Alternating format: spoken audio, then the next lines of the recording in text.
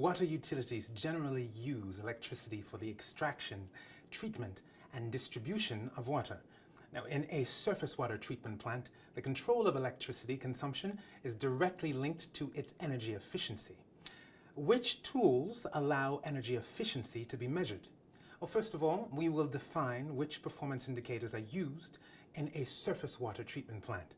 Then we will look at the impact that scope and then the type of treatment have on a plant's energy efficiency.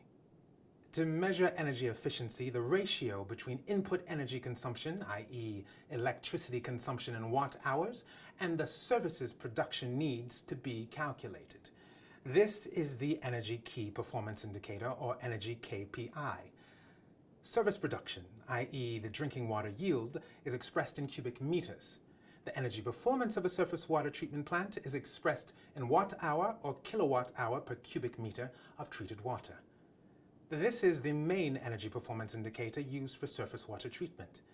Once the Energy Key Performance Indicators have been selected, it is possible to undertake a benchmark to identify the objectives for improving the plant's energy efficiency.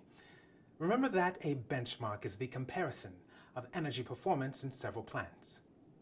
For the comparison to be coherent, it must be carried out using the same scope from one plant to another.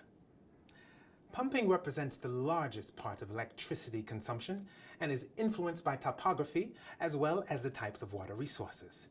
Now, indeed, the energy consumption of a plant located in a region where flow occurs through gravity due to the presence of mountains, for example, will be lower.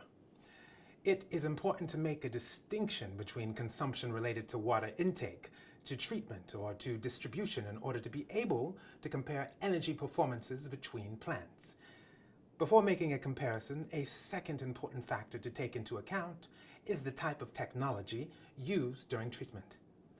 Indeed, energy consumption is different for each type of treatment process. A large difference can be seen in consumption depending upon the processes implemented.